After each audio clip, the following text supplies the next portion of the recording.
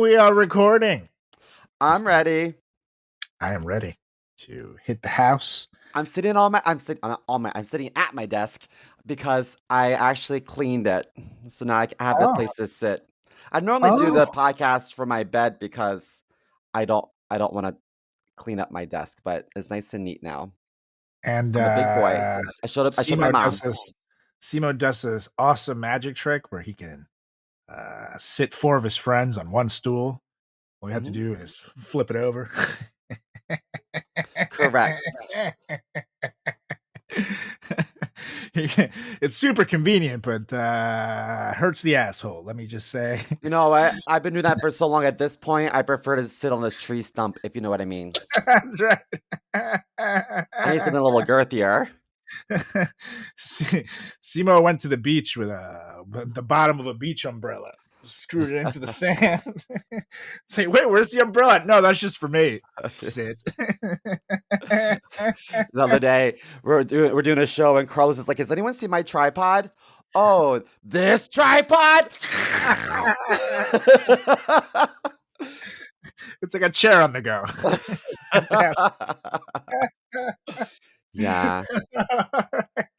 Well, on that note, we're gonna do this in 3, 2, 1. What are you doing? Testes in my mouth. Get on the ground, you fucking pledge! Ew. Welcome to the greatest podcast experience of your life. This is the FratChat Podcast. All young men like 3 things. Food, booze, pussy. Featuring Carlos Garcia and Chris Moore. What's up, everybody? Welcome back to another edition of the greatest podcast in the history of podcasts in time. It's the FratChat Podcast. I'm Carlos Garcia with CMO Moore. How's it going, Mr. Moore? Oh, good. Especially now that we're top 10 podcasts globally. Whoa, top 10%. That's 10%. That's different. Top 10. Oh, that's what I meant. It's just a matter of time. That's right. We're climbing, but top 10, well, it takes a while. But yeah, top 10% as far as listeners go and stuff, you guys. Literally, we could not do this without you. We are now listened to in over 72 countries. Big shout out to the good people of India. We used to do the cities. But unfortunately, my analytics are now more anal than itics, and I no longer can see the cities. So I don't want to just guess where it's coming from. They've been downgraded, unfortunately, because now we got to look at global, because so many of you are listening. But don't forget that you guys are one of our more loyal countries. Obviously, as America as well, where it's our the most listened to country. But yeah, we're everywhere. Like France, Spain, all over the place. A lot of good, cool countries. A lot of places CMO can't point on the map. No way. Some that I even can't. So that goes to show. 72 countries is a lot of countries. We had someone come to my job, and he was like, "I'm from Luxembourg," and I was like, "Oh." He could have said Legoland, and I would have the same reaction, like Luxembourg.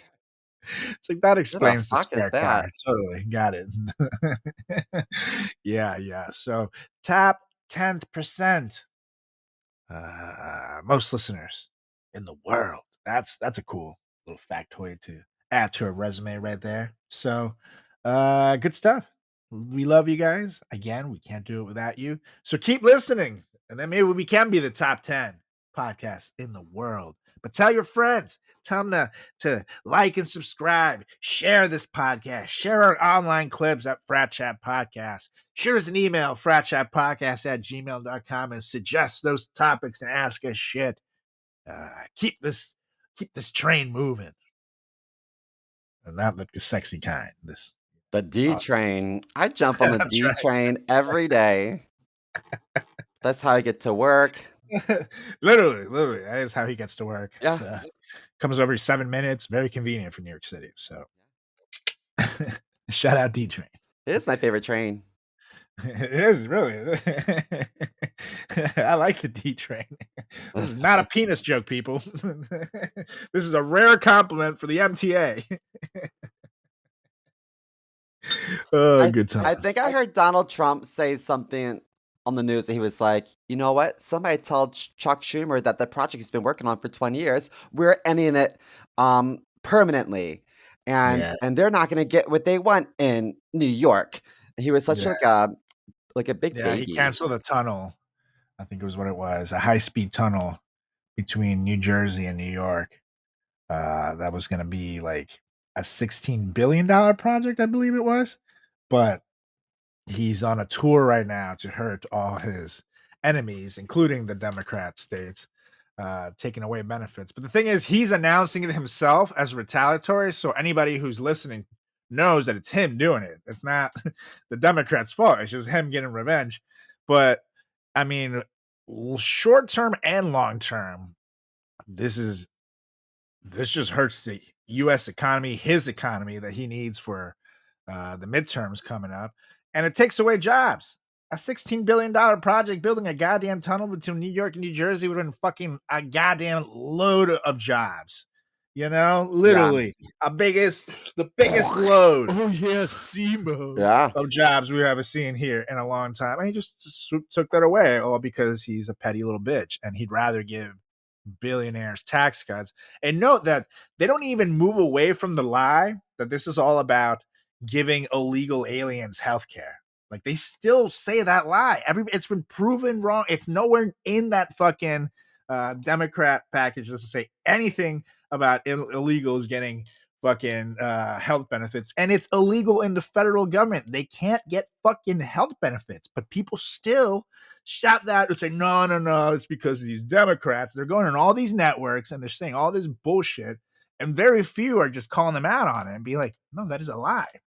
They'll let them get on with it. And then when they get off, then they say, well, you know, what they're saying is not correct, because by then people switch the goddamn channel, call them out while the fucking person's talking. Like, so we're not going to get that tunnel, but Argentina is getting like a shitload of money. Like, they got $20 billion, Argentina, and it's not even going to the people of Argentina. No, this is all going to prop up the leader of Argentina so he can fucking stay president and do whatever the fuck Trump his name? wants. Male or something like that.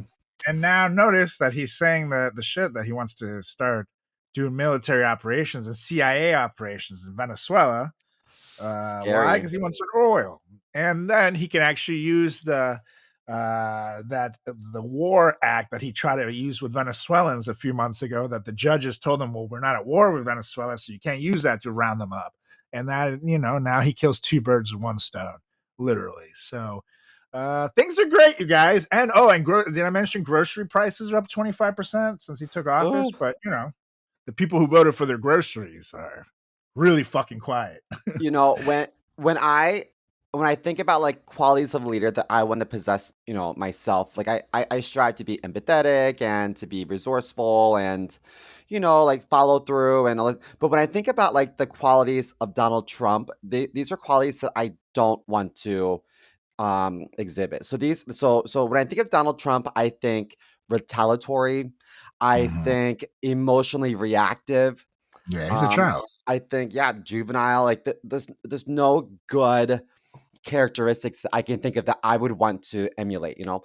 So at my job, I was talking to someone recently this past week, and he said, I'm starting to regret my vote.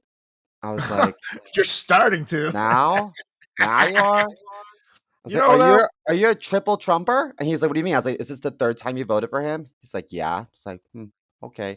I was like, can I explain something to you? He's like, yeah. I said, listen, you know, here at our company, there are some shops I like more than other shops.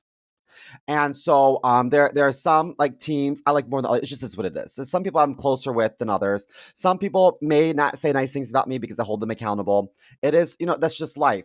And so even if they might talk about me behind my back or even publicly have some things to say about me, I'm not going to withhold resources from a particular team because there are hurt feelings. So I guess my Totally. point is that, when you become an elected official, your constituents are everyone, not just the ones that supported you, but they're everyone. And so, Mhm. like, it would be illegal for me to say, okay, these shops get medical insurance and these don't. These shops get these benefits and these don't, simply because they supported me in my journey to get where I am today. It doesn't work Totally. that way. That's illegal in the corporate world. And Totally. so, how is that like fair in the government? It's so stupid to be like, these blue cities are not going to get what they need because they don't support me. Well, you know what? The blue city supports the entire United States because our Mhm. taxes fund the broke red states. Like, it just Right. boggles my mind. Like, what an Yeah. idiot. No, totally. And he's just not thinking about that. He's just thinking about power and, being getting the win per se, which is gonna hurt him. But I will say, at first I was kind of pissed at people like, well, you voted for him 3 times, you can go to hell. But it's better to vote 3 times and at least realize your mistake. We do have those midterms coming up. We need every vote we can get and every non-vote for them that we can get as far as civil liberties go. Because the things that they're going to put in place are going to hurt everyone. And it's not just the left. When you take away everyone's civil liberties, it's going to hurt the right too. Like people forget with Nazi Germany, there were people that supported the regime, a lot of people that supported the regime, and those people lost rights too. Those people couldn't say what the fuck they wanted. And then those people's children knocked them out and said that Hitler was stupid or something. Those people ended up in camps too. So Hmm. we still have time to reverse course. The midterms are going to be huge. Hopefully, the Democrats get their heads out of their asses and have a good strategy for winning, as opposed to just, well, we're running against Trump, because that's not going to cut it this time. Hmm. They need to have some fucking policies ready to rock, and keep keep fighting the good fight. And so hopefully people wake up before it's too late. Because once those midterms come in, if he gets to even more power in the House, even more power in the Senate to keep passing his agenda, it's gonna get bad. It's gonna be it's gonna get bad for all of us. So who knows? But hopefully there's some semblance of of normalcy again after the midterms. That's my hope. Well, can we jump into my letter from the listener because it's related to what we're talking about? It sure is, because it's time to, anyways. We've been yapping long enough, and it's emails from the listeners. And we got 2 good ones again this week. We got Jeremy from California, and Robert from Oklahoma and Okie. Okay. Totally opposite ends of the spectrum, like Simo's sexuality. And so this I'm should a be a good. I'm a puppy. All My right. pronouns are woof woof, if you know what I mean. Or rough. Rough, rough. All right. What you got? Robert from Oklahoma. Hit it, Simo. Okay, so Robert, or can I call you Bob? Hey, Bob. Bob! He wrote, what's the political climate in New York City as we approach this upcoming election? I've Oh, never seen a mayoral race get so much national coverage. I'm yeah, just it's crazy. curious as I sit here in my flyover state, signed Robert from Oklahoma. AKA Um, Bob. does the flyover state mean that like it's like a bumfuck and no one really goes, so you just fly over it? Is that what they Yeah, you mean? fly over it on the plane. That's all you see it. So I guess like Indiana would be a flyover state because you fly over to get to Chicago. No one goes to Indiana if they can help it, Yeah. right? Well, unless you need a gun. Oh yeah, that's true. You Americans know? love their guns. That's right. That's right. Yeah. And then you go to Chicago. So Ooh. for that, that's what you Well, do.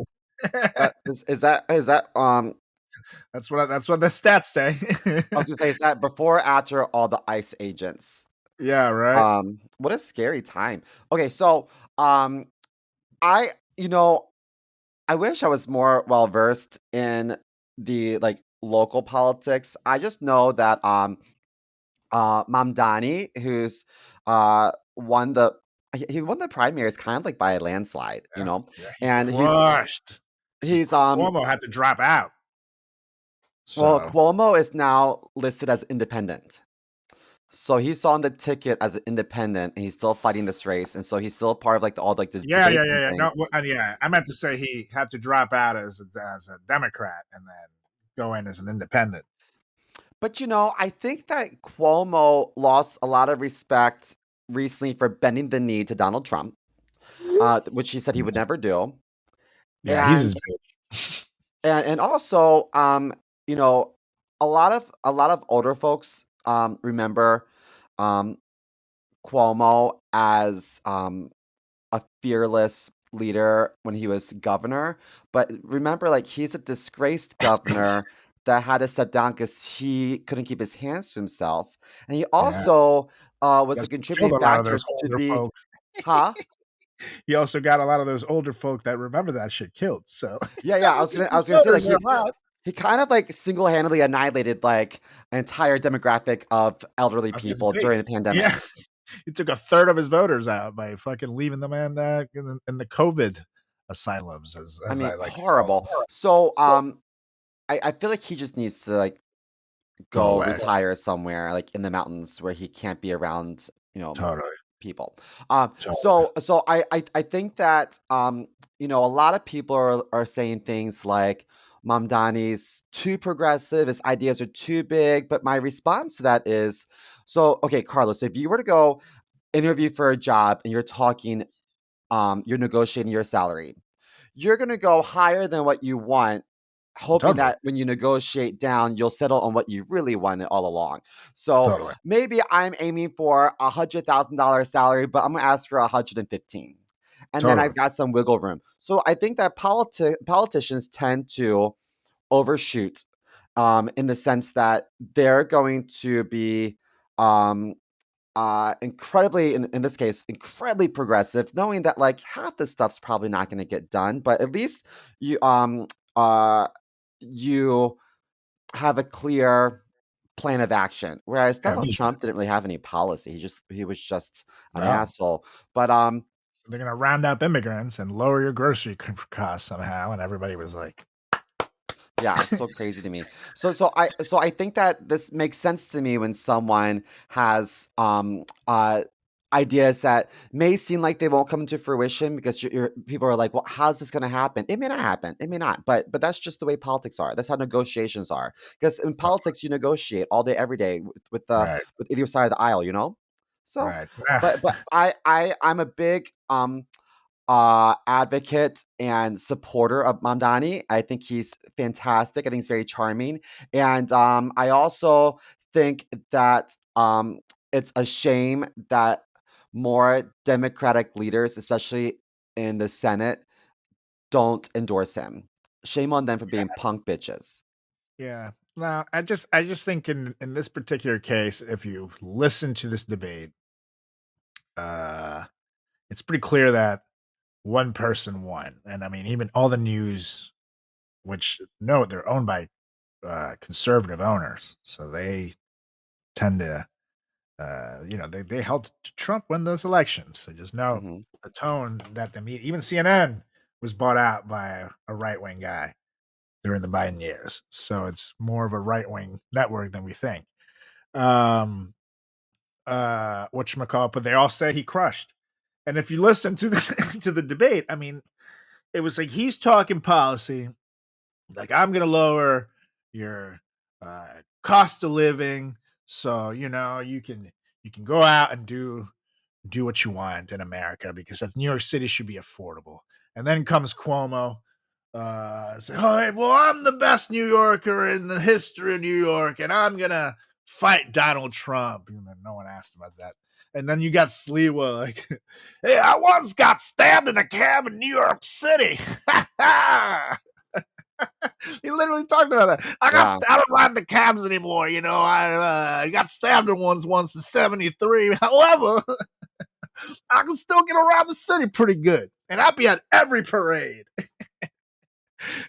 Like they It's had a crazy. discussion. The two old folks, they were like, the question was something about like, What parades would you attend? And if there's any parades that don't exist now, would you create it?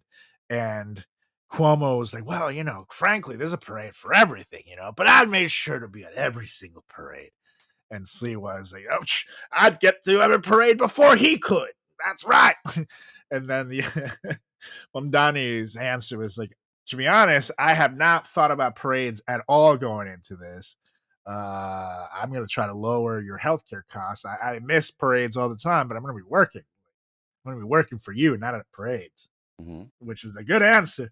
But then the other two came, you see, that right there is un-American. You need to be at every parade as a mayor. It's like, and they started fighting between themselves about the parades.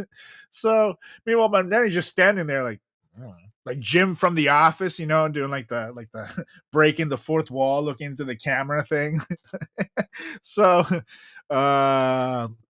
if at this point, if people don't vote for him, we know why. But he's the only one really talking policy and actually like actively trying to make New York City affordable again. So to me, that's a win. I don't care the color of his skin, but all you have to do is say "scary brown guy," and a lot of people these days run away. So that's pretty much the Republican. Crazy. Oh, he's a socialist. He's a Muslim. He's brown. Like all this shit. Oh my gosh! They clutch their pearls. Have you seen all those like interviews where people are like, Bad Bunny's not American, and people are like, Puerto Rico's that's so in stupid. America. Yeah, He is American. yeah. And I'm pretty sure it's all the people that don't like it. It's just the ones that can't dance. They're just like sitting there, like trying to put it on. And they can't dance. Like they just know how to do this.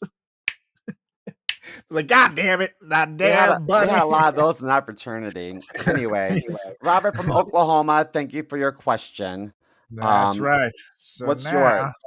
we got Jeremy from California. Hey, and this one is a Halloween related question, which Halloween or Halloweeny? Halloweeny. Heyo. Oh yeah, Simo. Anyways, here he goes. Hey, Frat Chat. I need your help, man. My girlfriend is obsessed with couples costumes, and every year she the worst. Oh no. And every year she finds new and creative ways to make me look like a total moron. Last Halloween, she went as a sexy Teletubby and made me be the sun from the show. I had to walk around the party holding a massive cardboard sun behind her like I was her celestial stage crew. People kept asking if I was a lemon or a weird cult symbol. It was humiliating. The year before that, she was a sexy nurse and made me go as a patient in a full hospital gown, the kind that's open in the back. I spent the entire night trying to keep my butt cheeks off the furniture. And one year, she was a mermaid and made me be the rock she sat on. She literally perched on me for photos while I crouched next to a punch bowl. Now this year, she wants to do something cute again, in quotations, like her as a sexy cloud and me as the lightning bolt, basically a tenfold unitard, or her as a fairy and me as a whimsical mushroom, in quotations. I love her, but at this point, I feel like I'm in just a prop in her thirst trap campaign. You are. Yeah, you are. How do I tell her nicely that I don't want to spend another Halloween dressed like a rejected children's book illustration? Jeremy from California. Yeah, you're 1,000% are just a prop in her thirst trap campaign. That is exactly. Jeremy, your girlfriend's a bitch. Yes, I'm sorry, Jeremy. Your girlfriend is such a cunt. You need to drop her because okay, so obviously you've been together for a long time because there's lots of costumes you've listed. So this is a few years in the making. Like when are you gonna embrace some self-esteem, buddy? Come on. Yeah, you need to grow a pair. You really just need to grow a pair. Like sometimes Julie suggests shit that I would never do it. And what do I just look at her and say, hell no. And it's like sometimes like, why would you even ask me? Do you know me? And then she laughs and we move on about our business. It's called healthy conversation. And then I take off the belt and I still but that's how we get things done here in my house. With love and the belt. in my marriage, I used to take off the belt, but then I would tie it around my neck, and I would think about if it was really worth it. So same belt, just different There's techniques. different uses. There's different uses for the belt. You They know, both make you think, though. So that's the that's the thing to learn. I Yeah, but I dude, would just be don't be a so bitch. offended um if someone asked me to be a rock so they can Yeah, sit on seriously. me for Unless it's photos. Dwayne the Rock Johnson. That's the only rock I would do. Do the Pitbull dive, Yes. right? I think that in a relationship you should uplift each other, but if you are only thinking about how can I be super sexy and there's no thought about like what the other persons might be interested in dressing up as or like how they want to be perceived, then I think it's mean. I think that your Totally. girlfriend Jeremy is a big booty bitch. Is she a shrimp? Because she's acting shellfish. All right. Yeah. So, yeah. I think that's an easy one. Shellfish bitch. I hope she gets the crabs. All right, one, two, But five. I just want to say, Jeremy, that I don't think your girlfriend's obsessed with couples' costumes. I think she's obsessed with No, herself. with her costume, and she's Yes. trying to hide you, and even perhaps like in pictures and shit, that comes up as like friend zone behavior to me, like trying to look like she's the main character in case there's someone better out there. I don't know. Maybe I'm reading too much into this. I don't want to wreck your relationship, but that's just me. Just saying. I think that this year you should just tell her, "Yep, sure, whatever you want. I'll dress up whatever you want," and then tell her you'll meet her at the party, and then you show up in some sexy underpants and maybe a fireman hat and some suspenders and carry around a boombox and be like, "Yo, I hear there's a fire up in here," so you can up the ante. You be That's sexy right. this year. That's right. Just send me a video And then for she my can spank be bank. and she can be like the fire truck or something, or a fire hydrant or something that you attach your hose to. And I Bitch. hope a dog pisses on her. Yeah, that's right. I hope she gets peed on. Stupid bitch. By a guy dressed like a dog, too. Yeah. Scooby Doo. That's right. Anywho, yeah, gross Anyhow, balls, Jeremy. But now, and we mean that with love, it is time for the news. Because we got a good one this week. One that makes you feel you reached into the vault, the early 2000s. To talk about Kevin Federline, of all people. Good old Kev. And shout out Kevin Federline is still relevant?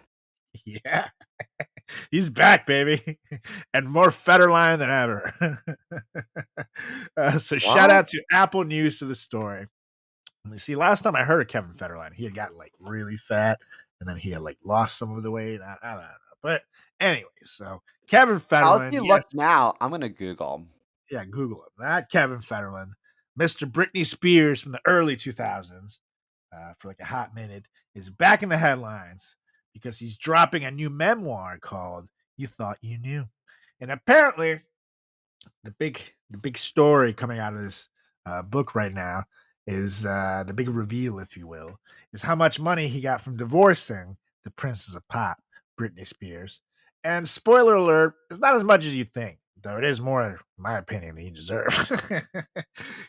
In the book, he says that he signed a quote unquote pretty standard prenup, which landed him $20,000 a month in child support for their two sons, plus another $20,000 a month in alimony for half the time they were married. So we're talking somewhere in the $1 to $1.3 million range total. Not bad for a 26-month marriage, huh? But according to him, that money, quote unquote, didn't stretch as far as you think, because apparently raising kids in LA costs a small fortune between rent, security, transportation, childcare, the whole Hollywood dad starter pack. But of course, Britney's not having it. She fared back on Twitter/X saying that she's had enough of being gaslit and accused Federline of profiting off her pain. And her team also reminded everyone that she's the one who paid his legal bills and extra money so that kids could join her on tour. She even said in her own memoir she'd do anything for her boys. That's all she ever cared about. So, yes, it's 2025, and somehow the Britney versus K-Fed drama is back from the dead just in time for Halloween, because nothing's scarier than your ex dropping a tell-all 20 years later. Well, can I say, if I had $1 million, I would be set because Yeah, I fuck would yeah. Plus I 20 would grand a buy month? well, I would definitely buy property because I would want to build equity. So I would buy property and something modest. And that Yeah, way, when I'm no longer here on this earth, then my kids have something, so I'm building generational wealth. But totally. if you're telling me that $20,000 a month, I'm hoping in addition to your career, I'm hoping he Yeah. makes money too. He may not. So Plus 20 grand a month for the kids and support. Like, what do you mean? What can you possibly need to spend out of your pocket when you're getting 20 grand a month for your oh my kids? God, what an idiot. No one's gonna read your Two book, kids. Kevin. Yeah, that's 10 grand for each kid per month. A month. There's no way I could spend 10 grand a month living at home with my fucking dad when I was a goddamn 14-year-old. That's absurd. That's the most absurd shit I've ever heard. But he's like that.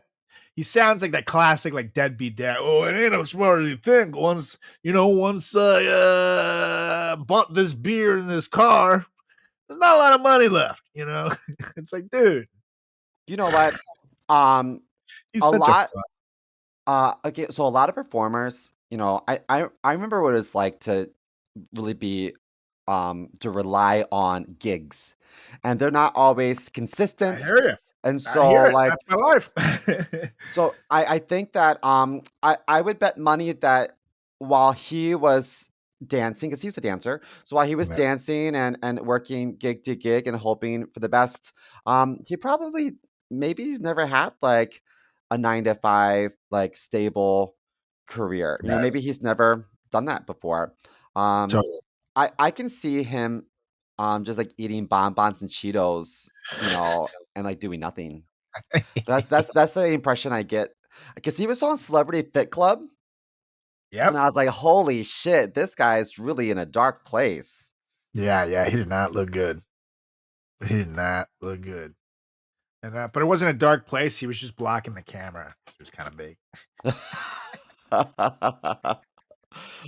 You just couldn't see him. You just need to step back a few feet. I just looked at pictures of him right now, and I'm still not impressed. Yeah, no.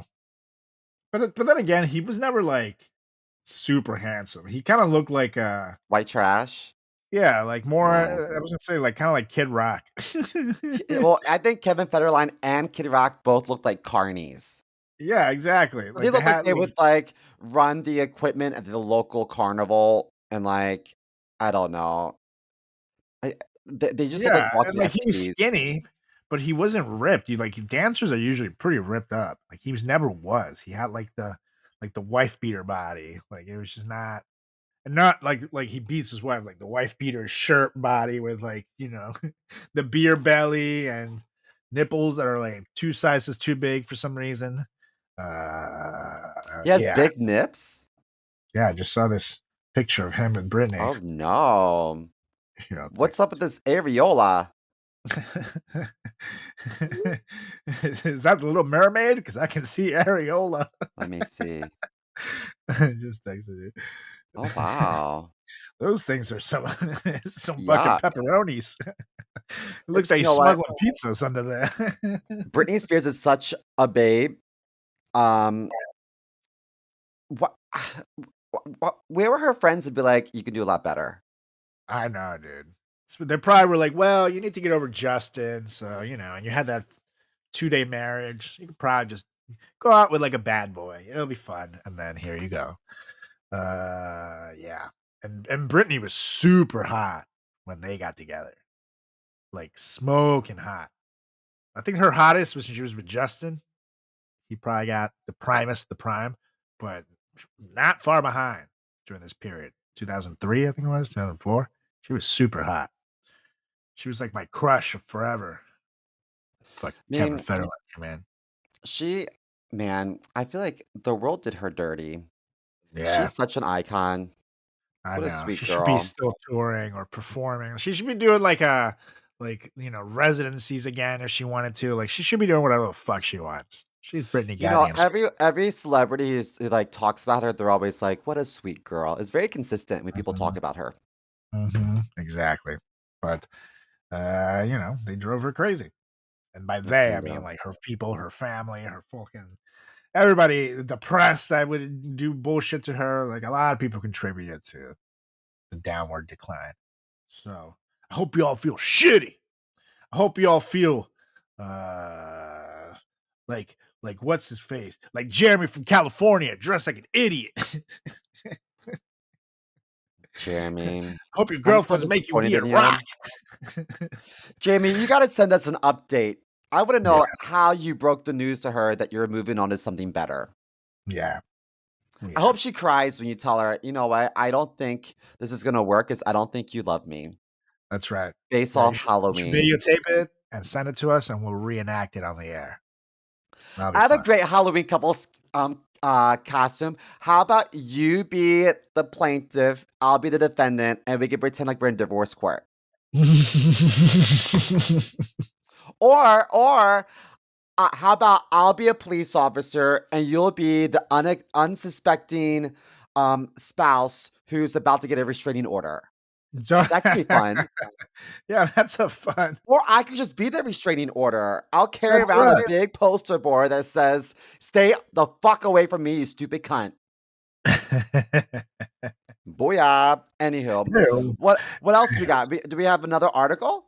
Yes, it is time for Napa Dreams. Because Yes. once again, the real creeps weren't in sequins. They were in suits, ladies and gentlemen. And this week, in What the Hell, Republicans moment comes courtesy of Right Wing Watch, as usual, and a bombshell political report, which turns out the so-called young Republicans, let's be clear, we're talking about folks in their mid-20s to mid-30s here, not fucking middle schoolers. They were running. Shit, that's older than I thought it was. Yeah, they were fucking way old.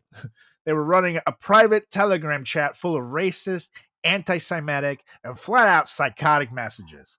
And these are people with real political jobs. Like, one of them is literally a Vermont state senator. And they're coming. Get him, Popo. Get him. Oh, it's not for him. Anyways, yeah, one of them is literally a Vermont state senator. And they were in this chat joking about bringing back the gas chambers, raping people, and calling black people monkeys. Oh. And here's the thing, it's not just a couple of messages. We're talking 2,900 pages worth of unfiltered hate. Literally 7 months of America First bros turning into full-blown Nazi fan fiction in this shit. One guy literally wrote, "Can we fix the showers? Gas chambers don't fit the Hitler aesthetic." Another said, "I'm ready to watch people burn." And these aren't random trolls on Reddit. These are GOP officials, people already working in government. I think they were in our fraternity. Yeah, right. And to make it worse, just days after this broke, a U.S. flag with a swastika symbol was literally found in Congressman David Taylor's office. But instead of outrage, the Vice President of the United States, J.D. Vance, came out and basically said, "Relax, guys. Kids will be kids." Because nothing says youthful mistake like fantasizing about genocide while holding public office in your fucking mid-30s. Totally normal. Nope, people, this is not boys being boys. It's a fucking giant neon warning sign of where the next generation of the Republican Party is headed very fast. And the fact that party leaders and the Vice President of the United States are shrugging it off as a kids will be kids bullshit should terrify anyone who gives a damn about the future of the fucking country. But sure, keep telling us that the real threat to America is drag queens reading green eggs and ham. Sounds very scary. But the fucking Republicans over there talk about putting us in gas chambers. Yeah, those drag queens. I just want to say one quick thing about JD Vance. I didn't know this, but JD Vance, well, first of all, what a fucking tool. He said such mean things about Donald Trump, and now he's like the biggest ass licker. You know, if something were to happen to Donald Trump, or let's say nothing happens to Donald Trump, because people have been like speculating that his health isn't great, but let's Right. say Donald Trump survives these 4 years.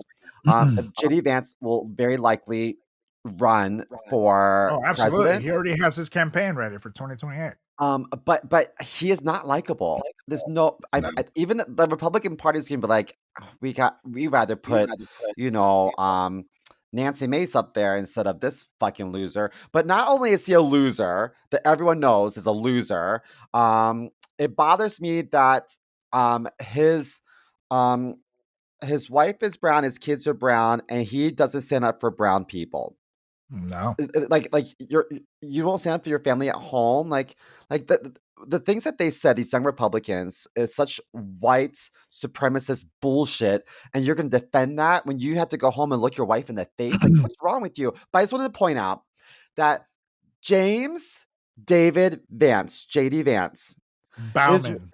his real name was James Donald Bowman or Bowman. I'm not sure, but he changed his name to sound like more of a badass, but you're still the fucking loser you've always been, you fucking dork. The puffy faced bitch. What a That's why he loser. grows that beard. He wears mom jeans. Like, Yeah. can I be the faggot dude? Come on. What the fuck? Yeah, he's a little bitch. And That's he's right, the thing JD is, Vance. I just called you a faggot. What you gonna do? but the thing is, he's a dangerous one. People underestimate him, but he might be closer to Hitler than Trump himself. Because here's the thing: Hitler, in his before he took power, Hitler spent a lot of time essentially campaigning with the German people that he was like a reasonable guy.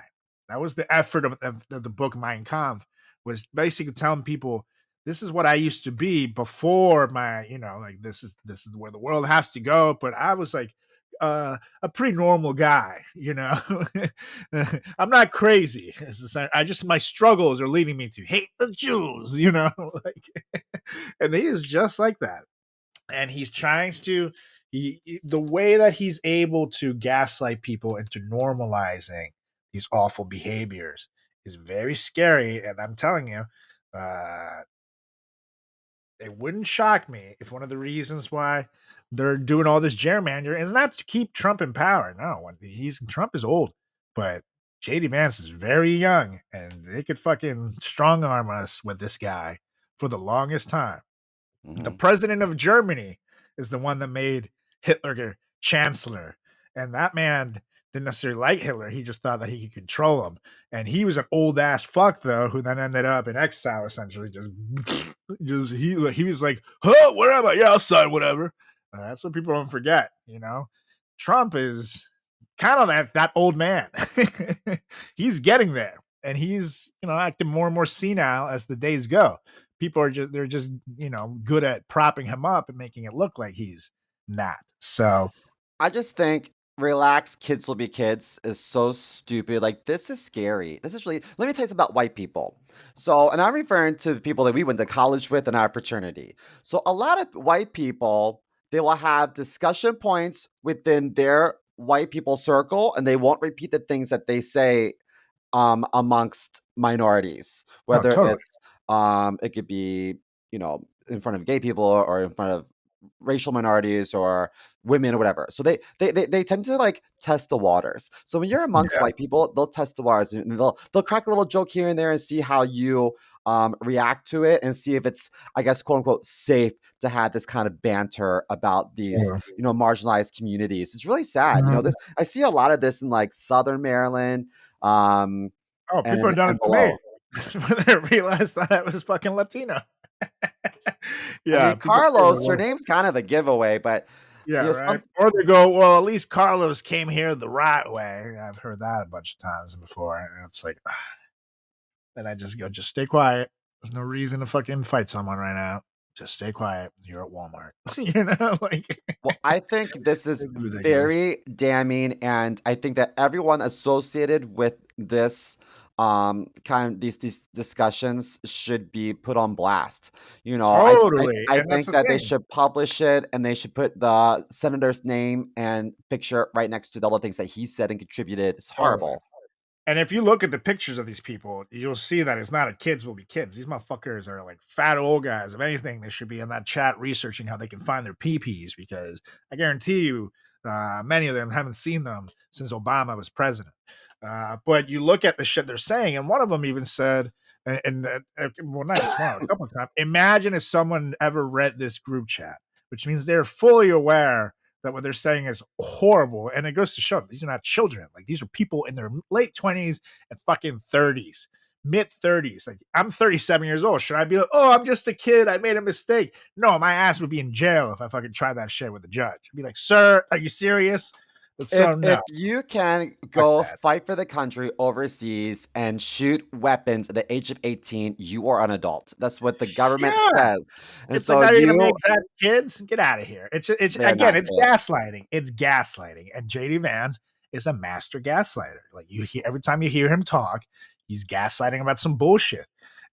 He recently was on this interview, and I'm glad the newscaster just eventually cut him off. Greg He's like, you Alopoulos, didn't answer the name? question. Yep. What And was his then now name? they're all mad. Like, the network should apologize to him. It's like, no, he was gaslighting. The guy called him out, and it was beautiful. That's how it should be. Is his name like George Stephanopoulos or something like that? That's right, George Stephanopoulos. Yeah. JD Vance was doing his gaslighting. Well, okay, well, just for the record, you didn't answer the question, but that's all the time we have. See ya. And JD Vance, no, but George, and they cut him off. It was beautiful. That's like if that's like if I was giving someone like a performance review at my job, and I said, listen, we got to talk about, and they were like, how can you talk about this? Do you know what's happening over in Gaza? Like, Right. okay, well, that's unrelated. And yes, I will acknowledge that, yes, I don't support what's happening to the people of the Gaza Strip. You are correct. However, I want to refocus to your performance, So I think that he's such a little like brat. Like, I'm not gonna He's be a held little accountable for bitch. things because other people are doing other crazy things. No. Yeah, We're no, not he's talking about other master people. We're talking whataboutism. about you right now.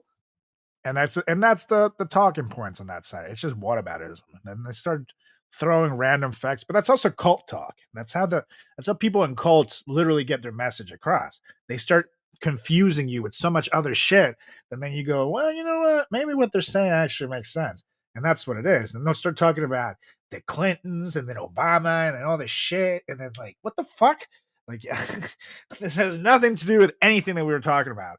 But that's how they get their message across. They fucking confuse you into submission, or into at least being into, like, we'll agree to disagree. And so something that's so ridiculous that no one should agree to disagree. But anyway. Well, I think it's important to give credit where credit's due, although I think that these two people are monsters. But I just want to say that maybe a strategy, but Marjorie Taylor Greene and Nancy Mace are both speaking out that they want the Epstein files out. Speaking out released. against the cutting the health benefits for people. Yeah. And they are speaking out against the Republican bullshit of the reason that the government shut down. They're like, no, it's the Republicans keeping it shut down. They could reopen it. It's a scary day in the United States when of all people, Marjorie Taylor Greene is making sense. And she was like, listen, like, we're sending so much money over to, Israel, and like they don't have like medical debt and school debt, and like they don't have the issues that we have at home, like America first. And I don't disagree with that. I don't disagree with that. That's the thing. That's the hilarious part, is that the party's moving so far right now that's moving her, the spectrum pushes her to the left, essentially. So now she's advocating for America first. Yes, but what for healthcare and taking care of our citizens? Is it Marjorie Taylor? Are you a Democrat? What? I think that we forget that this was the crazy bitch that talked about space lasers, so she's clearly anti-Semitic. I think that what she really wants to say is, don't support the Jews. Is really what she's is probably the underlying notion here. Yeah. But what she is saying, was coming out of her mouth at these different interviews, like, she's not wrong. She's very strategic, and she's getting ready for the next election. She's a smart congresswoman. Whatever. Someone she knows speaks how to out stay about relevant. That's cool. But anywho, it is time to get to it. Wouldn't you be so embarrassed if you were a congressperson and it came out that you voted against the Epstein files being released? Wouldn't you be They so all voted embarrassed? against it. They I don't know, give a but fuck. like I don't know. I They don't know have why no people don't shame. hold They them more don't care. accountable. They already I'd be did it. so embarrassed if I Like, was, not one of them did. because what they're doing Except is for her.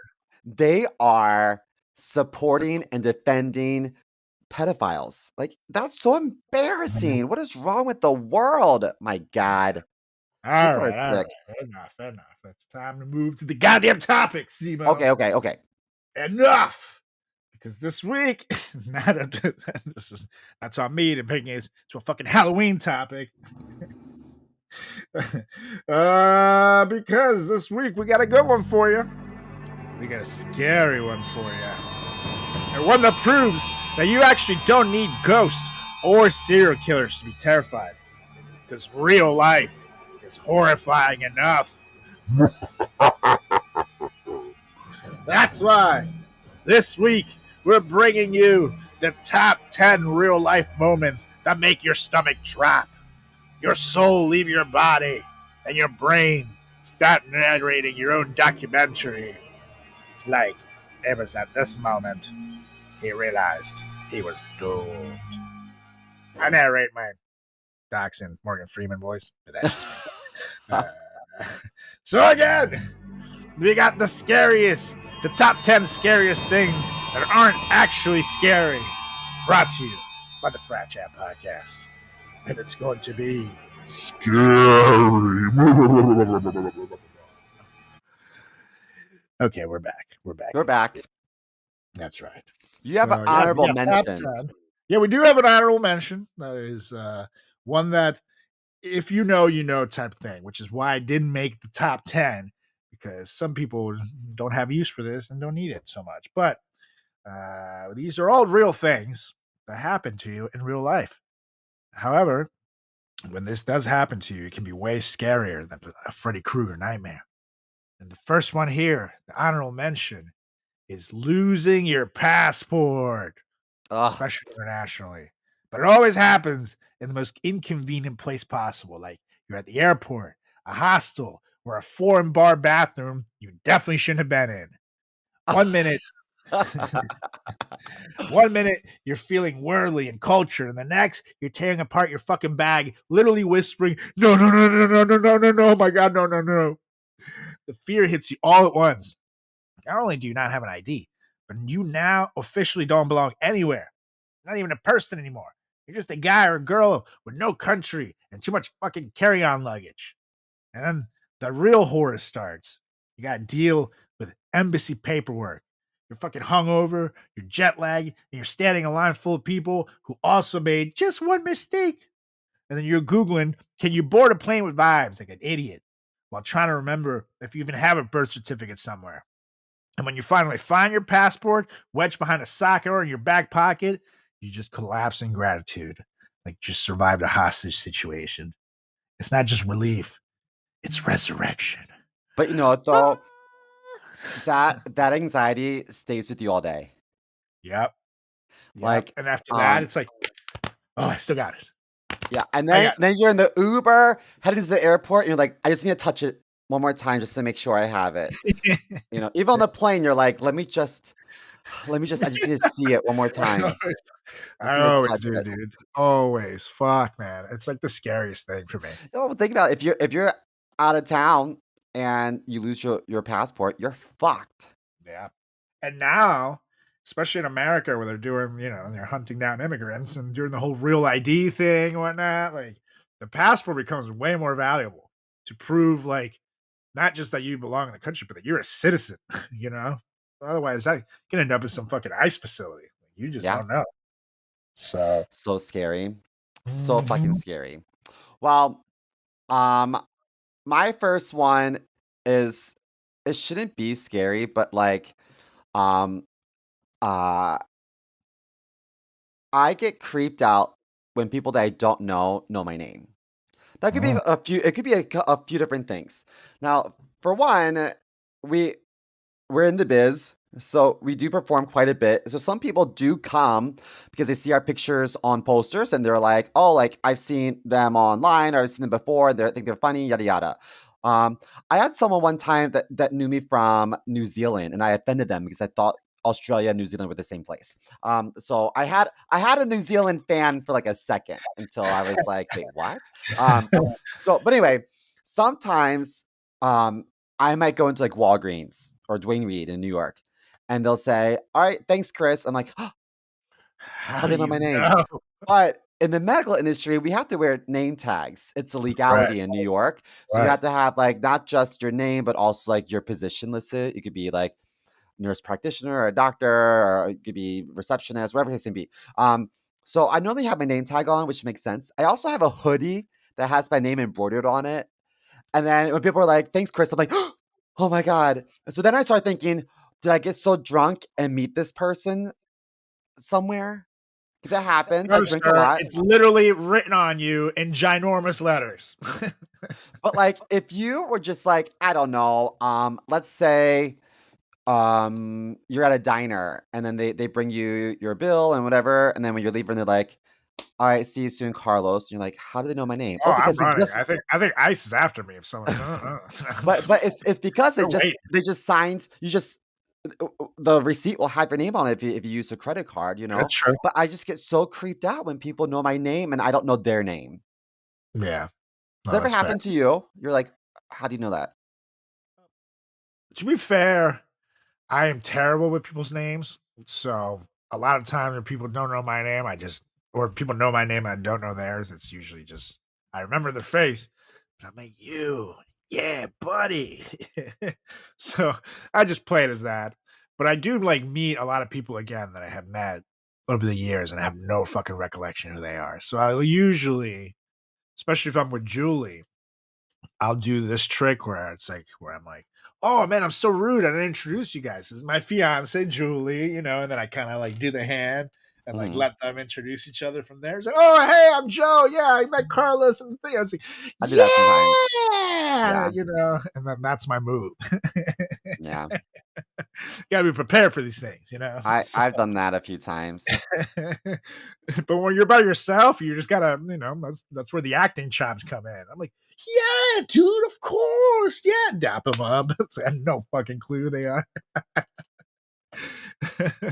Oh yeah, but that can be very creepy for sure. If someone knows your name, it makes me feel like I might have to get kidnapped by ICE. So I'm not trying to do all That that. adds a whole nother level of terror I never even thought about.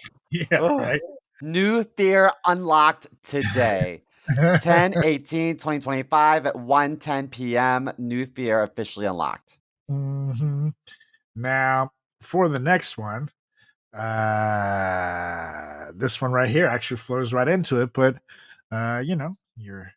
it's that moment you're sitting there driving your little car, and all of a sudden you see lights flashing in your rear view mirror. Like, fuck. You're driving, all of a sudden the blue and the red and blue pop up behind you, and you're sitting there like, fuck. Literally, your entire life flashes before your eye, and you instantly become like the most law-abiding citizen alive. You Yeah. have the hands at the 10 and 2, the blinkers perfectly. Music's turned down. That's right. You turn it down. You sing gospel in your head so they know you're good, and you very slowly get into the shoulder. And even if you did nothing wrong, your heart's in your throat, especially in America, because you just don't fucking know. But even in other countries, actually, there's a lot of corrupt police out there. So in other countries, you can get extorted for doing nothing.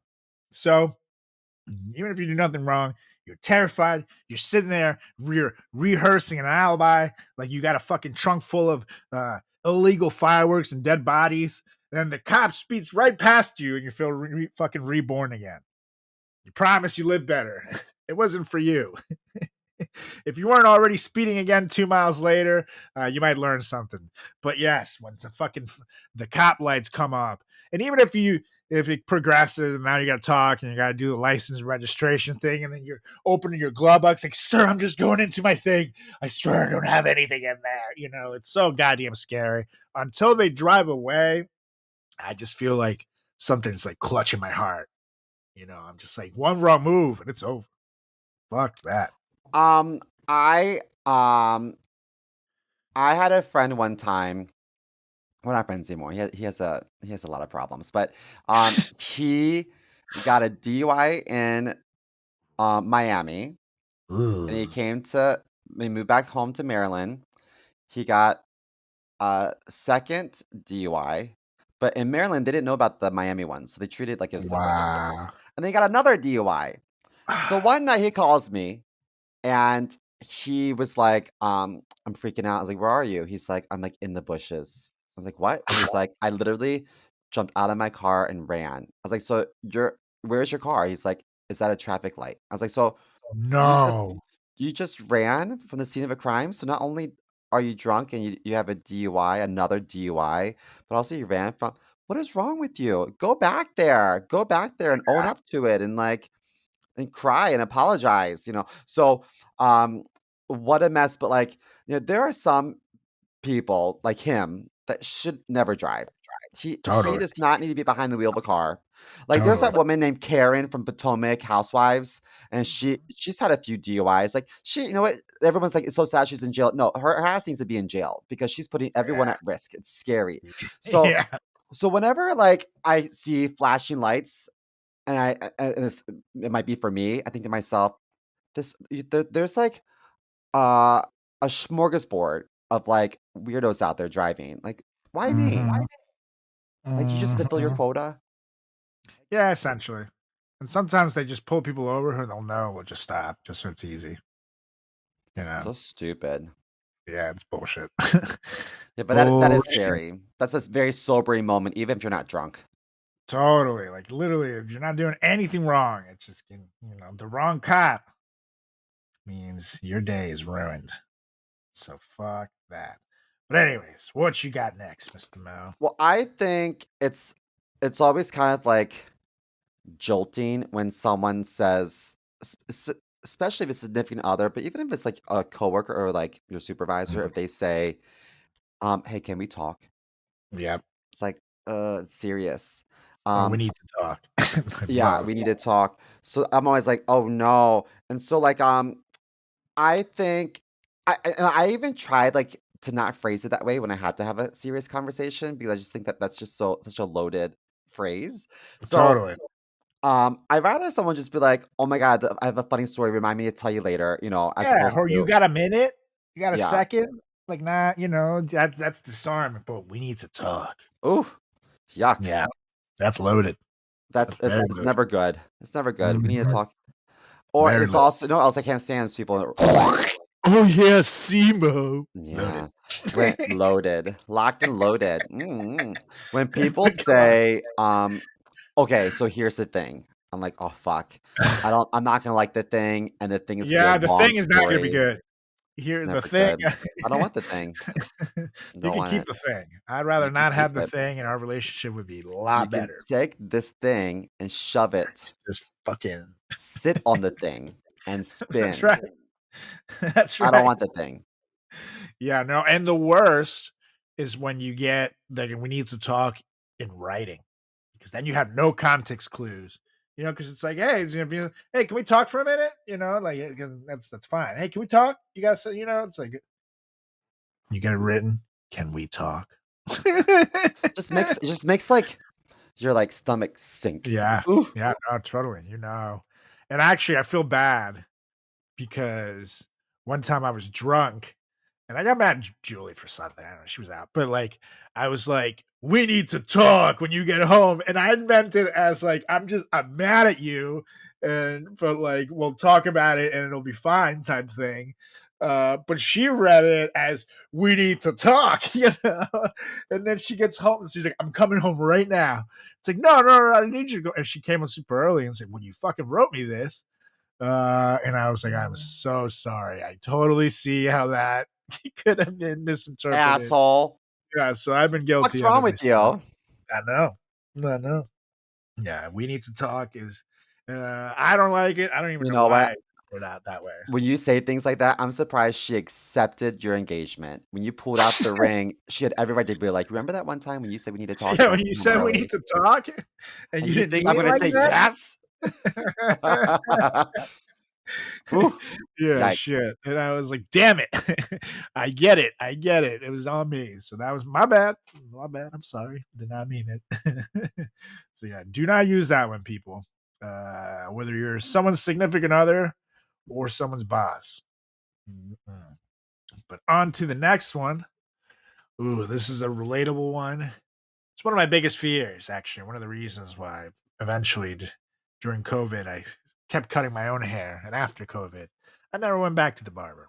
No? But now I do it myself. I learned how to do it. And then it's like, Is that why I you're wearing a started. hat? That's right. That's right. I get it. I live this next one. But your barber saying, oops, mid cut. You could be mid conversation. You're feeling fresh. You're looking in the mirror. It's like, oh my God, this actually is going to come off well. And all of a sudden you hear it. Oops. No, he That didn't. could be a barber. It could be a tattoo artist. It could be Yeah. anything. Yeah. That's scary. Yeah. Tattoo is even worse because at least the hair will grow. But, the guy. And then the worst thing is, you don't even breathe. Your reflection, the mirror slowly realizes it's fucking over. And then he or she tries to play it off with like a little laugh, like saying like, oh, don't worry. I can fix it. But he can't. You just know he can't. And then you nod, pretending it's fine. Because even when you're getting a shitty haircut, it's impossible to tell the person who cut your hair, be like, oh, I hate it. It's like they show you the little mirror in the back and you see like a bald spot and you just go, yeah, it's cool. You get a little thumbs up. Once you feel like a single tear forming in your eye. Then deep down inside, you're mourning the next 6 weeks of your fucking social life. Every hat you own just became your best friend. And then you cry on the ride home. While you gave your fucking barber a $20 tip because you're too much of a bitch. You tell him you'll be back next week and you'll recommend a friend. And you never go back. Yes, that's right. This is kind of not super related, but I one time I got a haircut at this Dominican place, and Dominican barbers are like the best. Yeah, And they're so this one guy came in, they're all like a big family, and he brought food for everyone. And I was not facing the mirror. They had me turned around the chair, and we were all chatting with each other.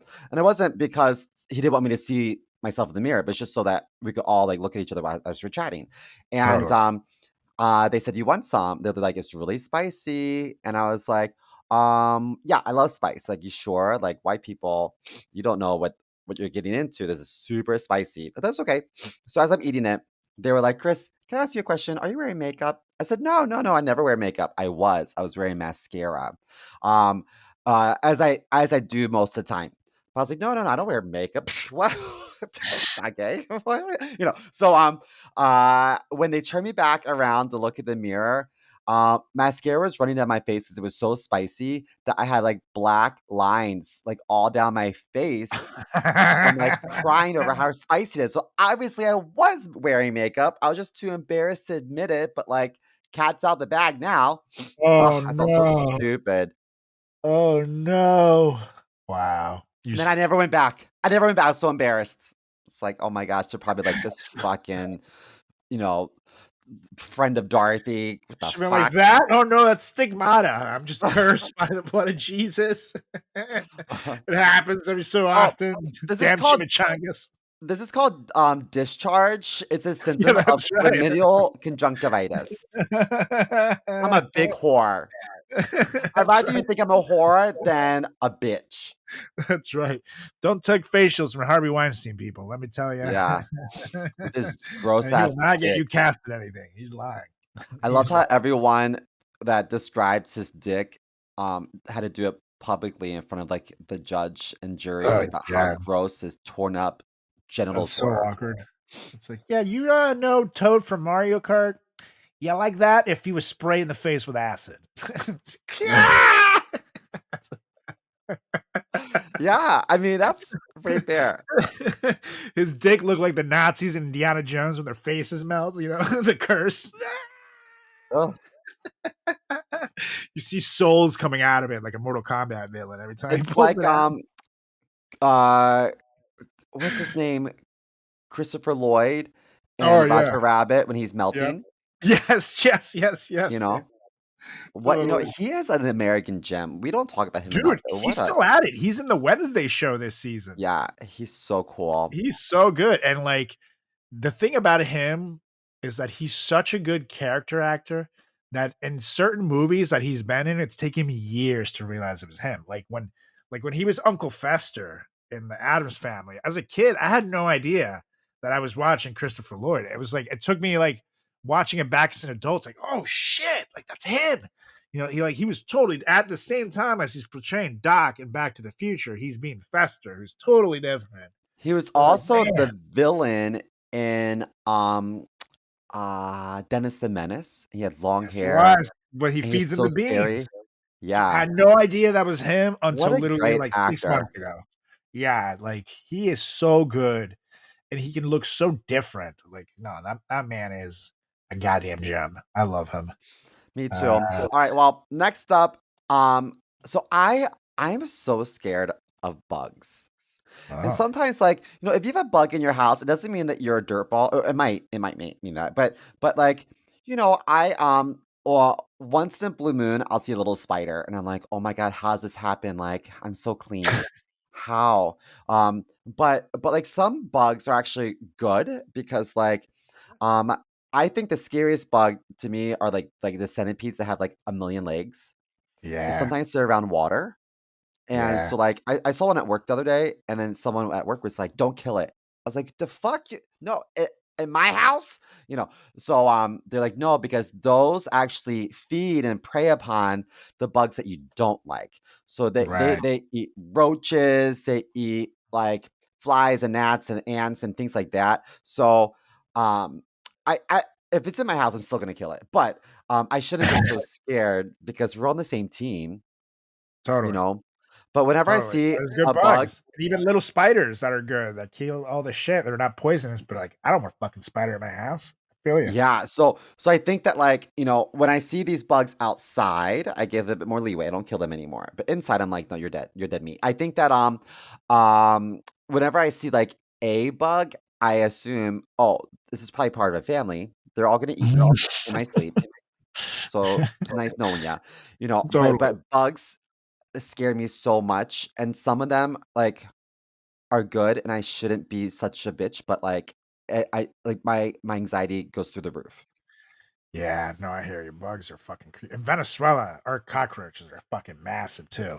So I have a fear of the Venezuelan cockroach, which I will say it makes the American cockroach way more tolerable because they're way smaller here. Like I look like a fucking G in my office in New York one time when the girls were all screaming. And I worked when I was working PR, and this was luckily. Oh, Is it ice? that's right. They found you. They're like, "You American?" But I worked with these beautiful girls, so I hear one scream, and it's like, "What's happening?" There's a cockroach, and I'm like, "Ah, fuck! I fucking hate cockroaches." But I'm trying to look cool, so I go check it out, and then I see the thing, and it was like a little teeny tiny American. I was like, "Oh, this? Oh!" And I just like took like a book or something and dropped it. You sure you, It you didn't smashed pick it it up right and go there. like this? In Venezuela, we used to use these as Yeah. pets. I put it in sandwich. But I look like such a boss killing that thing. But in Venezuela, I'm like, fuck no. Not only are they huge, but sometimes they fly too.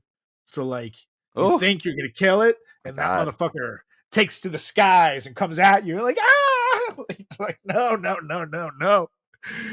You know what else? Like, I think locusts are scary, and then Oh yeah, also locusts are like, terrifying.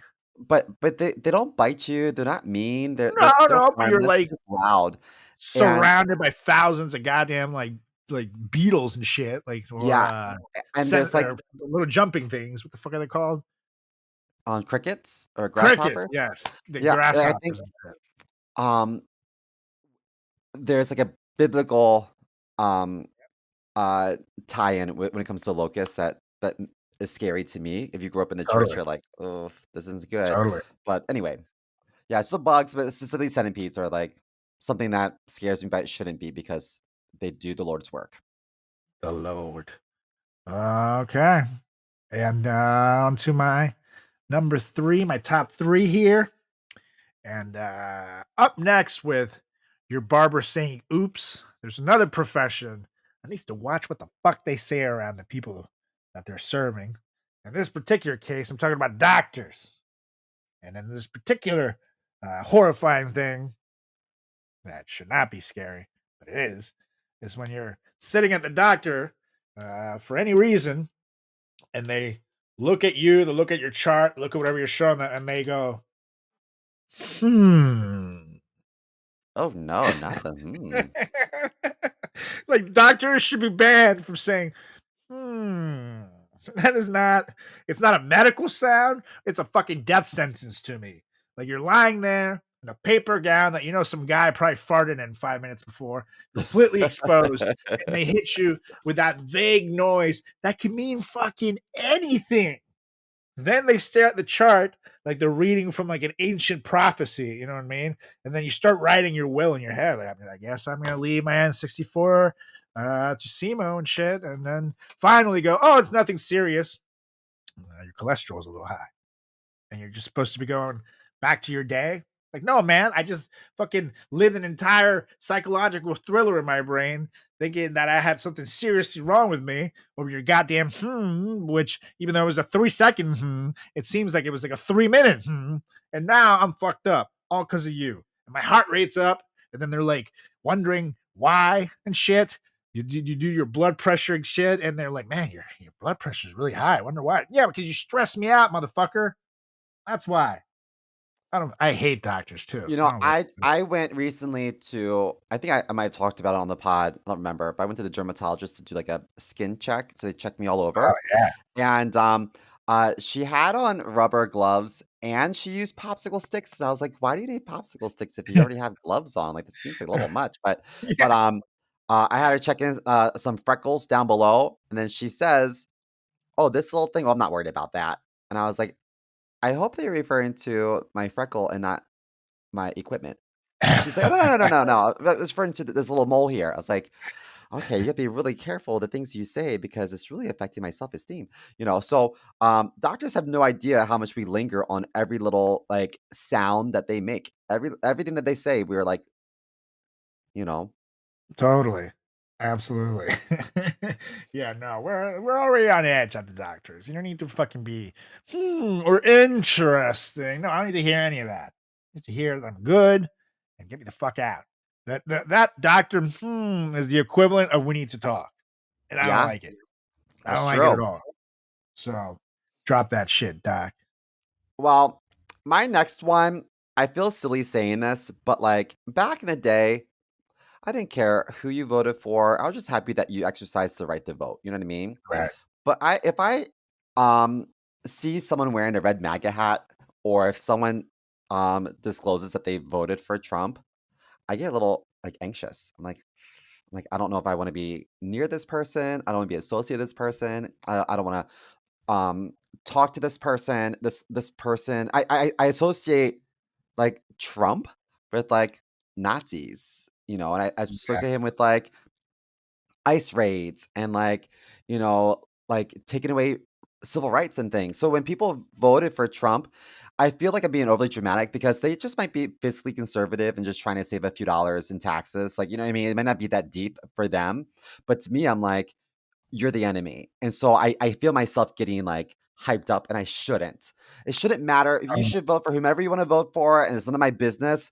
But when I get an inkling that you voted red, I get a little nervous. I agree, especially at this point, because you know exactly what you're getting at this point. The first time, whatever. I can I can see no one knew what the fuck he was gonna do. Some people liked the cut of his jib. He says the things that we're thinking about politicians. He's gonna be different. drain the swamp, whatever. I get it.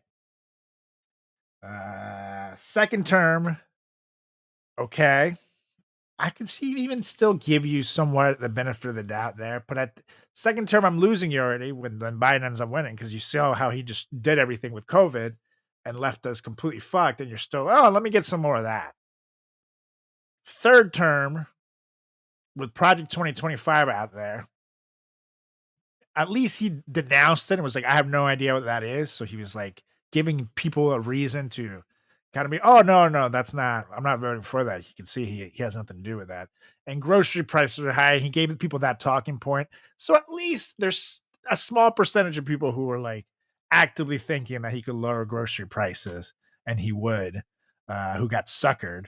And I could like, but if you're still watching everything that's going on and you're watching your grocery prices now up 25% more than they were for Biden, and you're quiet and you're enjoying the ice raids, you're enjoying, like, they are just arrested this comedian outside who was protesting. What he does is he'll show up to like MAGA rallies, or like he did it to Hulk Hogan ones, and he does like Weird Al type spoofs on songs. But he'll make them like, like he did the Hulk Hogan song is I'm a real American. And he's like, I'm a real Trumpy, like bullshit like that. So he went outside, was protesting in like a little costume, clearly beyond the line that was said, do not pass this. And he was singing like an 80s song, making fun of ICE, changing the lyrics, essentially calling them Nazis. Well, then you see the ICE soldiers come out and take him in. Like, he was doing nothing wrong. He was singing where he was supposed to be, and they just drag him in. 3 dudes come, and then they're pointing pellet guns at the crowd to tell everyone, don't even fucking come in. And they just took this man, and like now no one knows what's going on with him. At least he has a big platform, so I don't think they'll kill him or do anything like that.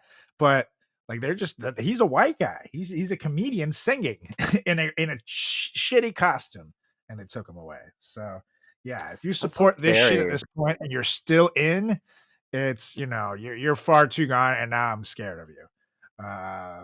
There were some that got a buy, but now at this point it's too far gone where you can't possibly look at everything and be like, yeah, this is exactly the America I want.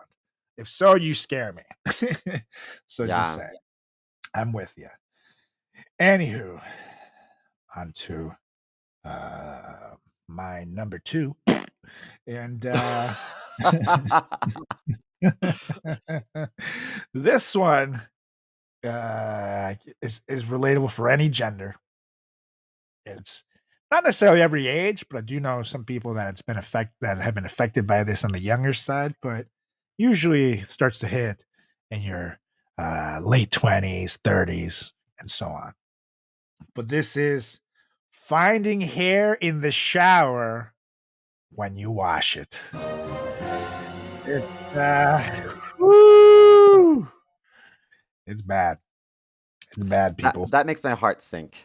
Like, if I but you know what? When I had long hair in the shower, the hair, because hair falls out all the time for everyone. Whether you're losing your hair or not, it's just normal to lose strands regularly.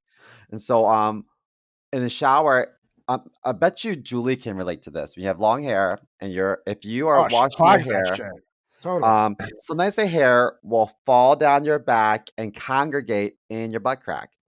And so one of the last things I would do when I had long hair before I got out of the shower, I would shower, wash everything, all the nooks and crannies, and then I would do a very modest swipe up the butt crack to remove a wad of hair that I knew was going to be there until I, addressed it. So it's such a gross, like, you go to shower, you go to shampoo like a normal human, and suddenly there's a wad of hair sliding down your back like a warning from God. You know what I mean? And that's exactly it. And then you freeze and you're thinking, was that all mine? And now you're holding this wad of hair like it's a dead pet, doing math in your head. See if there's any. And then you start Googling, like, what is the normal amount of hair loss per shower? You know? You start reading Reddit threads from people who all think they're dying too. And then you convince yourself it's stress. And maybe, which makes you even more stressed. Yeah. And then, which makes you lose even more hair. It's a beautiful balding circle of life that just keeps on going. And yeah, dude, eventually everybody hits that age and it just becomes You a know, race against time. people tell me all the time, Chris, you should grow your hair out long again. It looks so nice. I'm like, you don't understand that men at my age, my hair is not the same quality as it was in my 20s. So my hair was thick and beautiful and luscious, but now like I still have hair, but it's not anything compared to what it used to be. You know, if I were to grow my hair out long, it would look like see-through and like it just wouldn't look nice. Yeah, no, I agree.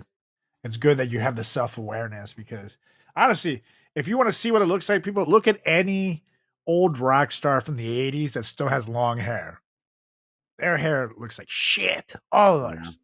It's like it just gets like thin and weird looking, and eventually it's like it doesn't look the same, buddy. It's just like let it go. Just let it go. Uh Agreed. yeah. So once you hit like past 40, unless you have like fantastic hair, some people have like great hair, which is great. Like Brad Pitt, for example. That man has fantastic hair, even well into his 50s. He probably also has a team of people that keeps it fantastic, so it helps. But having nice hair to be able to do long hair like that, long luscious locks, is more the exception to the rule at his age. So just learn to let go, people. You're doing yourself a Um, favor. who's the actor that was in Stars Born? God, Bradley Cooper. Bradley Cooper. Have you seen him lately? No, I haven't. Can you Google Bradley Cooper now? He looks super surprised. So he clearly had an upper and lower eyelid lift, maybe even a Oh, facelift too. And you know, if I didn't know who he was, I'd be like, oh, yeah, okay, he's still a good-looking guy, but it just looks like not him. yeah. Are you looking at it? Look how Yeah, he his does look eyes different. look. He looks so surprised. Can he even shut his Yeah. eyes? Yeah, he looks now like the guy from the Sopranos who played fuck. I forget the guy's name. This Italian actor. Yeah, he looks different. He definitely looks different. And no, he's older too, so eventually, but he looks almost like a Sheen now. Like like Emilio Estevez or something. I don't know. It's different for sure. Yeah, I don't know. just makes me a little uncomfortable looking at him at the moment. Yeah. Well, my number one is horrifying. Let me tell you, instead of doing this, I would rather, I don't know, scrape my nipples down pavement like sidewalk chalk than to do this. And this is after a night out with the boys or whomever, being hungover the next morning and then checking your bank account. I will avoid it. I'm like, I know it's not gonna be good. I don't even want to see it. I don't care. So checking your bank account after a night out is horrifying to me. Horrifying. Yeah, I agree. Yeah. Ooh, I'm getting nervous just thinking about it.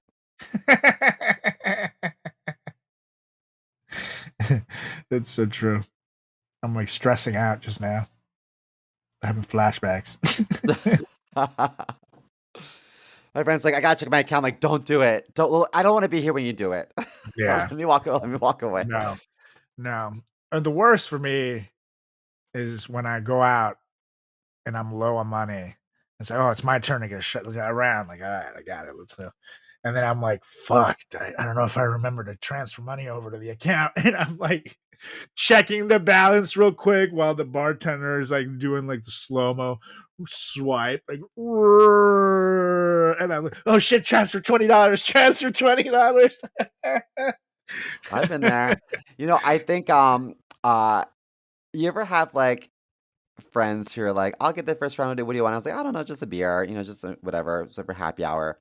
And then when it's your turn, like, okay, I'll get the next round. What would you like? Now they're like, oh, well, since you're paying, they're like, I'll I'll have a, do a sex uh, on the beach. yeah, or like a Long Island, you know. Mm-hmm.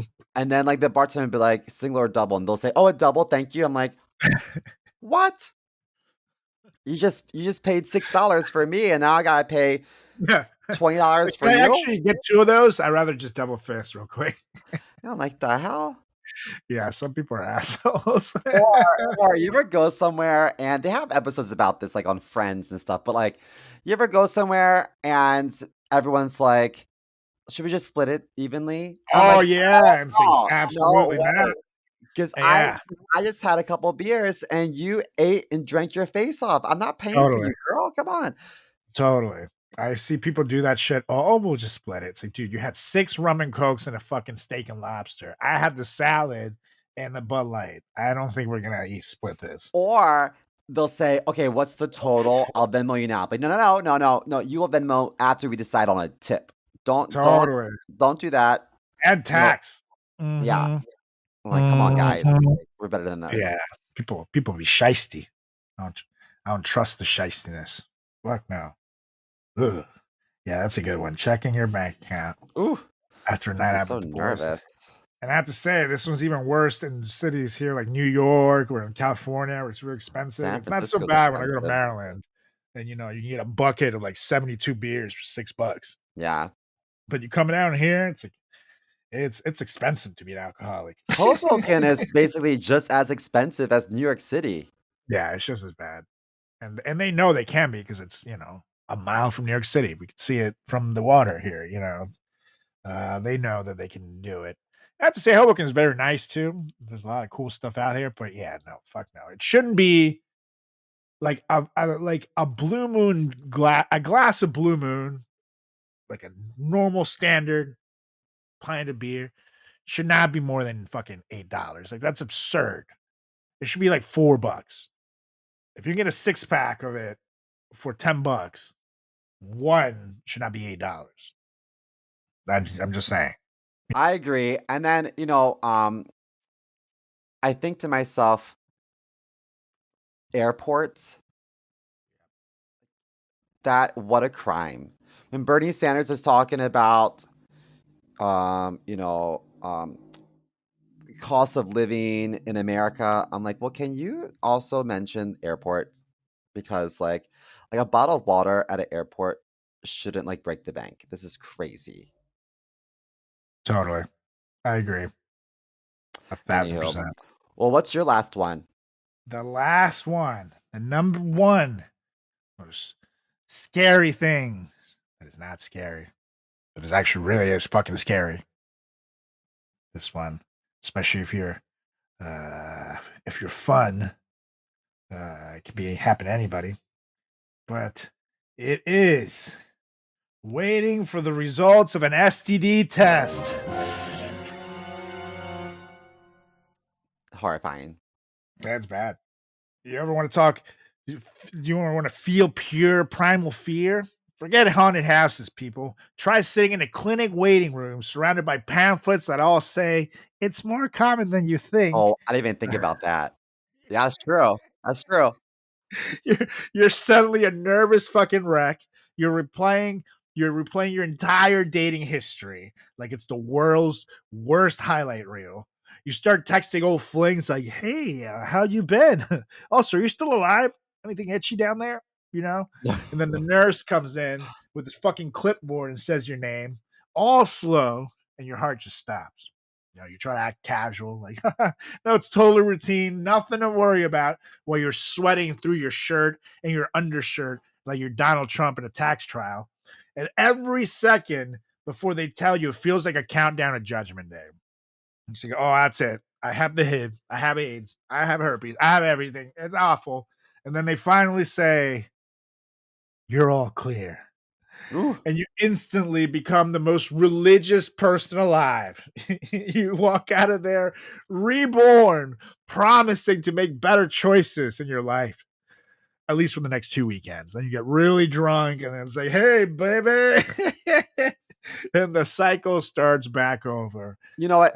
Yes, that's terrifying. There's been times that I've been abstinent and there's no way that I have been exposed to anything, and I still worry about the results. I'm like, well, what if I touched the faucet after someone else touched the faucet after they touched their like janky dick, and then maybe I got it that way. Maybe I sat on the toilet, took a dump, and the water splashed up inside my butthole and gave me Oh AIDS. no! You know what I mean? I think to myself, like, what if?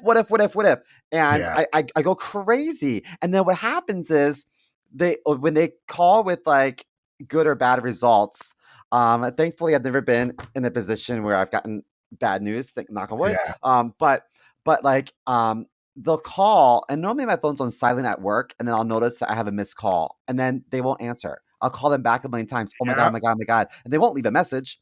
The message might just say, call us back. We need to talk. Yeah, we need to talk. Why? But I go every 3 months because I have I take prep. Oh, here we go. These like huge horse pills, and those are suppositories too. So with prep, I have to go every 3 months to get blood work done and do an STD screening, and I'm never really worried about it. But I have had people call and be like, and we need to talk about your results. And normally the results might just say like, listen, you need to drink more water. Like there's a lot of protein in your, urine, or I don't know, something like weird stuff. I'm like, okay, what do I do? But it's never been like STD related, but still like any phone call from a doctor, they always have a very serious tone, and it's just horrifying. Yeah. It's fucking awful. I mean, it really almost combines a lot of the things on this list, but also like they like to bring you in person to tell you things, even if you're in the clear. It's like, why can't you just fucking be like, hey, good news, or shoot me a text? It's like, hey, that dick, it's clear, Yeah. That does not, no, it's not cool. Not cool at all. So, Ooh. that has been our list, ladies and gentlemen, of the non-scary things that are actually very scary here at the FratChat Podcast. Now, let us know what you thought of the list, number one, as usual, but also if there's anything on your side of the fence, anything scary that has happened to you that isn't actually scary. Let us know what you think. Shoot us a message, fratchatpodcast@gmail.com. You can also reach out for any topics, anything, any questions, anything you want to say. You need Halloween costume suggestions, anything. Shoot us a message, fratchatpodcast@gmail.com. You can also give us a follow on all social channels at FratChat Podcast. That's on Instagram. That's on Facebook, Twitter. You can also do it on YouTube and Threads. You can also give me a follow. Check out my website, carlosgarciacomedy.com, or check me out on social media at Carlos Does the World, on Instagram, on Facebook, on TikTok, on Threads, on YouTube, and Carlos Does World on Twitter/X. And last but not least, check out my good old buddy CMO here at chris.moore.comedy on Instagram and TikTok, and C More Comedy on Twitter/X. Oh yeah. So Mr. Mo, it's time for us to roll. So why don't you please get us out of here? Because we need to talk. So I want a motion to adjourn this meeting because my period is super late and I'm freaking out. Let's talk about That's a good one. And I second. All right, you guys, will be back next week for another edition of the greatest podcast in the history of podcasting time. It's the FratChat Podcast. I'll see ya. Bye.